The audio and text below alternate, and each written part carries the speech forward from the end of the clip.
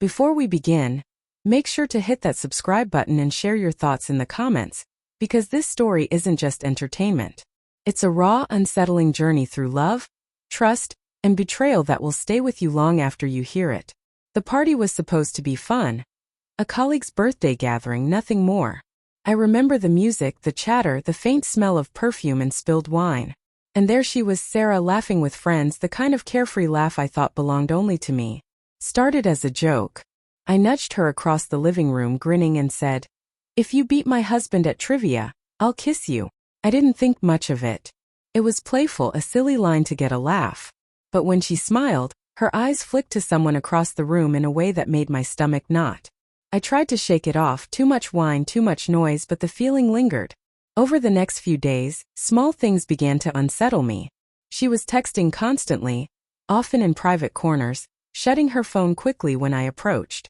There were nights she claimed to be working late, but her social media suggested otherwise. A glance at her messages, or the snippets I caught when she didn't notice, showed laughter, flirty emojis, a warmth I hadn't shared with her in months. I questioned myself first. Was I imagining things? Paranoid? Too controlling? Maybe I was reading into harmless interactions. But deep down, the uneasy pit in my stomach refused to go away. I started noticing little inconsistencies. The perfume she wore that wasn't mine. The way she laughed a little too long at a text. The faint tension when I asked who she had been talking to. And then came the night that shattered everything. She invited me to another casual gathering, claiming it was just friends. I trusted her, or at least I wanted to. But as the evening went on, I saw it.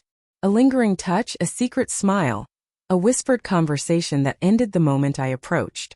I tried to rationalize it, to convince myself it was innocent, but my heart already knew the truth. Later, I found the evidence I had been dreading. She had left her phone on the couch. A notification from a man I didn't know lit up the screen.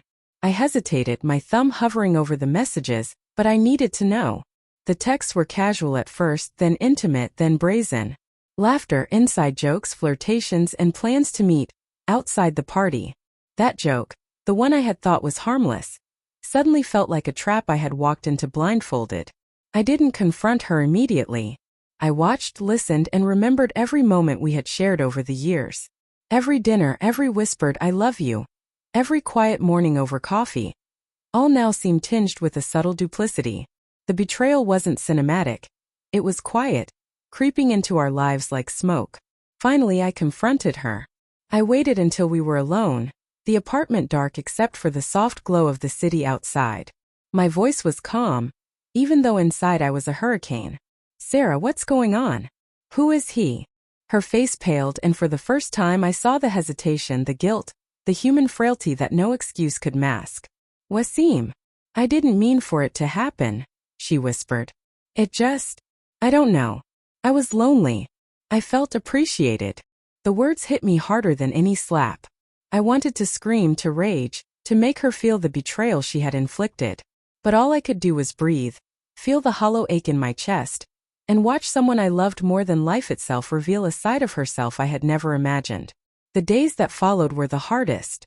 I replayed the party in my mind, the laughter, the joke, the way she looked at him across the room. Every memory became a ghost, haunting the quiet moments of our home. I noticed the small things I had taken for granted. The brush of her hand, the smile that was now a mask, the way she avoided me at unexpected moments. Love lingered, but so did doubt, a sharp twin edge cutting through everything I thought I knew. I had to make a choice. Stay, live in half love, half suspicion? Or leave, preserve the dignity I had left, and rebuild my life? The decision broke me, but it also gave me clarity. I couldn't live in a house of shadows, where trust had been replaced by uncertainty. I left quietly, not with anger but with resolve. I packed what I could carry and walked into the night, leaving behind the apartment, the memories, and the illusion of love I had clung to. Every step was painful, but each step was mine. In the aftermath, I learned the hardest lesson of all. Betrayal is often quiet, invisible to the untrained eye. It's hidden in smiles, whispers, and tiny choices that feel insignificant, until they accumulate into a mountain you can't climb. Love can linger even when trust is gone, but surviving betrayal requires reclaiming yourself. I still remember that party, that joke, that laugh. But now, instead of haunting me, it reminds me of what I endured and survived. I learned that walking away isn't failure. It's courage. And I learned that self-respect is worth more than a lifetime of living in shadows. So if you're listening to this and it resonates, if you've ever felt the gnawing suspicion, the quiet betrayal, trust yourself, honor your heart, and remember that love should lift you, not imprison you in pain.